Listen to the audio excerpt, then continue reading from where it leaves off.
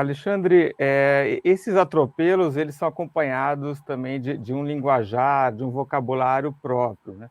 O Alexandre de Moraes, ele tem falado que essas pessoas são terroristas e que prisão não é colônia de férias, né? Essas pessoas são terroristas? Na minha concepção, terrorista é fruto da legislação 13.260 de 2016.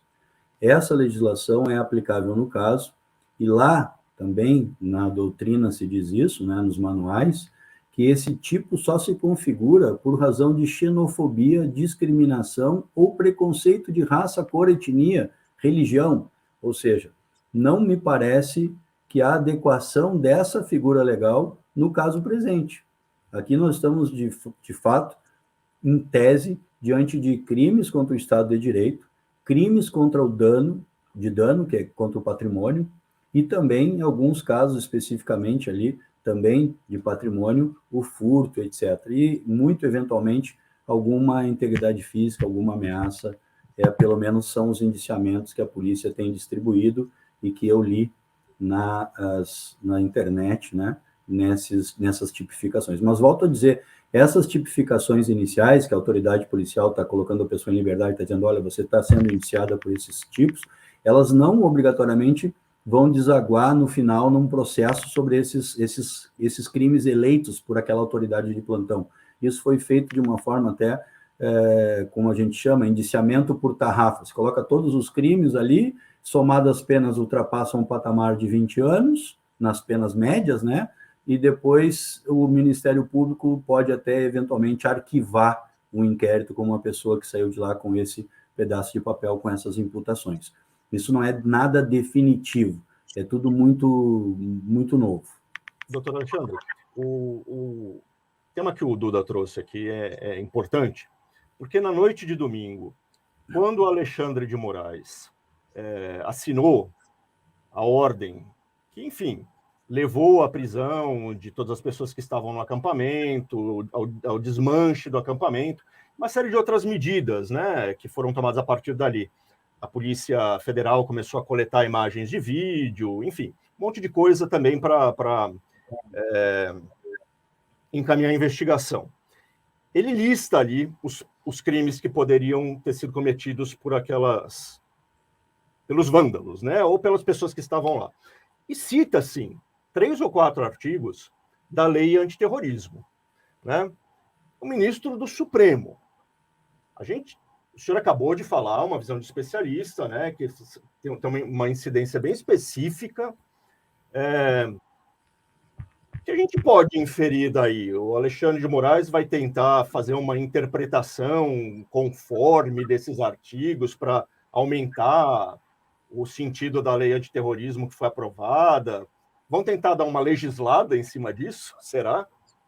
Bom, eu trabalho com esse tema há muito tempo, escrevo sobre isso, participei com a deputada Margarete de Moraes, depois com o próprio senador Anastasia, com o senador Rodrigo Pacheco, na discussão com um grupo de professores sobre as legislações, tanto antiterrorismo quanto do Estado Democrático de Direito, porque essa discussão era muito premente e nós fizemos aí um grupo de professores, vários pareceres que foram levados aos parlamentares e os senadores.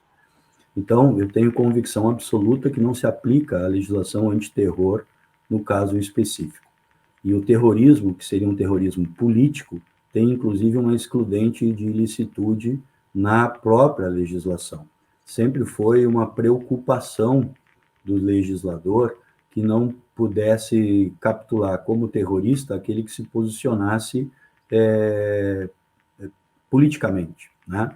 Houve crimes de dano, houve uma tentativa de afetar a regularidade das instituições democráticas, mas, tecnicamente, na minha opinião, não há terrorismo. Terrorismo exige esses elementos essenciais que eu disse.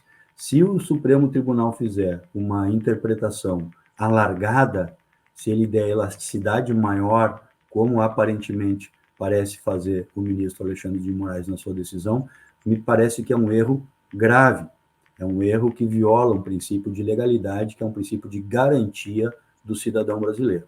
Agora, volto a repisar, esse inquérito é inusitado. Nós não temos, basicamente, graus de jurisdição. Se isso acontecesse em São Paulo ou no Rio de Janeiro, nós iríamos ao Tribunal Superior, ou STJ, e desaguaríamos no Supremo Tribunal Federal. Aqui nós estamos diante de um inquérito anômalo, que é permitido por regra regimental, que o titular da ação penal é o Ministério Público Federal e que o magistrado, o ministro, invariavelmente atua de ofício, atropelando, na minha opinião, algumas garantias constitucionais e agindo como, inclusive, não um mero espectador da investigação, mas um membro muito ativo, o que eu não acho adequado numa leitura de processo penal que se dá em conformidade à Constituição, ou seja, um processo penal onde tenha um acusador e um defensor e um juiz que seja espectador do processo. Graeb, posso trazer aqui uma curiosidade? Desculpa. Claro. Nós tivemos a informação aqui, inclusive lá na ANP, onde estão as pessoas detidas, tem um quadrinho escrito à mão, e que lá estão escritos, então, quais seriam os artigos que aquelas pessoas poderiam, então, ser enquadradas. E são eles, a gente já citou aqui a Lei 13.260, né, de 2016, os artigos 2º, 3º, 5º e 6º, que tratam, então, de atos terroristas, inclusive preparatórios. Nós temos também o 359L, que significa abolição violenta do Estado Democrático de Direito, 359M, golpe de Estado, então são todos do Código Penal. Tem um quadrinho lá na ANP com esses artigos, esses crimes, enquanto estavam passando lá pela triagem, para que sejam tipificados as ações de cada um dos participantes dos atos aqui em Brasília. Vanessa, essa situação que você relatou mostra um baita de um absurdo, né? Porque essas pessoas estão lendo ali que elas podem ser enquadradas na lei antiterrorismo. O Alexandre colocou vários problemas para enquadrar o que elas fizeram na lei, mas eu dou minha opinião aqui. Não é terrorismo, porque o terrorismo ele atinge pessoas de maneira indiscriminada. Então, quando um terrorista de verdade coloca uma bomba numa estação de trem e mata 200 pessoas, quem estava ali acabou morrendo ou foi atingido. E esse fator é que acaba espalhando o terror, né? E aí daí o terrorismo para a população toda. Qualquer pessoa que acorda nesse país ou nessa cidade no dia seguinte está com medo de pegar o trem porque pode ter uma bomba. Isso aconteceu em Brasília, mas mesmo quem mora em Brasília não ficou com medo de uma horda de bolsonaristas patriotas invadir a sua casa, né? Quer dizer, acho que realmente não tem enquadramento nem na lei e nem no bom senso. No artigo 2º, o doutor Alexandre pode me corrigir, né? O artigo 2º da lei 13.260, você não vê a palavra ali político, né? Você tem uma motivação política. Então, vários advogados estão questionando justamente isso. A questão é saber se existe, nessas práticas, razões de xenofobia, discriminação ou preconceito de raça, cor, etnia e religião, porque essa é a essência do nosso crime de terrorismo no Brasil.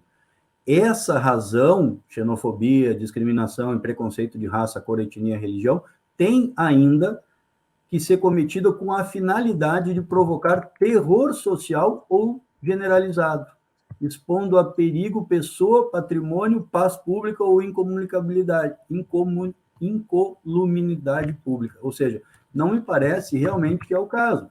Não há essa xenofobia, não foi por causa de discriminação ou preconceito de raça, cor e etnia que as pessoas invadiram o Supremo Tribunal Federal, o Congresso e o Planalto. Agora, também isso é um pouco, inclusive, irrelevante. Por qual razão? Primeiro que o direito ele se apropria dessa expressão terrorismo de uma forma técnica. O conceito jurídico é esse que eu estou colocando aqui para o nosso ouvinte. Por outro lado, as penas de associação criminosa para a prática de crime de dano, por exemplo, somadas, já são altíssimas. Então, é uma discussão, nesse momento, infrutífera, porque nem todo mundo vai ser denunciado por terrorismo. Acho que essa visão do ministro será superada pela Procuradoria-Geral da República no oferecimento de eventuais denúncias pelo Ministério Público Federal, mas, em sim, preocupa que seja lançado mão de uma decisão de um tipo penal, de um crime que, para mim, não há conformidade com a situação fática que nós estamos enfrentando. E não estou dizendo que não possa ter um terrorismo político, talvez nós podemos até pensar em longo prazo, alterar a lei antiterror no Brasil, que é, na minha opinião também, mal desenhada, né? Agora, no caso, com a lei em vigência, essas pessoas, na minha opinião, não praticaram terrorismo. E se o propósito for atingir, né, a inspiração política que esses atos claramente tiveram, né? Não foi xenofobia, não foi preconceito, foi político o que aconteceu lá em Brasília. Se o propósito é penalizar as pessoas por causa desses atos, tem os artigos da lei de 2021, certo? Exato. Tentado E também estão ali citados nesse quadro que foi disponibilizado para a imprensa e que foi entregue para essas pessoas. Então, causa estranheza mesmo a inclusão da lei do antiterrorismo nessa sentença assinada pelo Alexandre de Moraes. A gente precisa esperar um pouco para ver qual foi a intenção dele ao fazer isso, não é?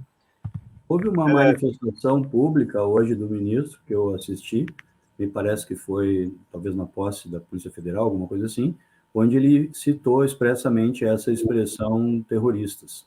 Então, eu acredito que ele deva explicar nos autos a questão do indiciamento dessas pessoas ou a fundamentação da sua decisão pela prática desses crimes.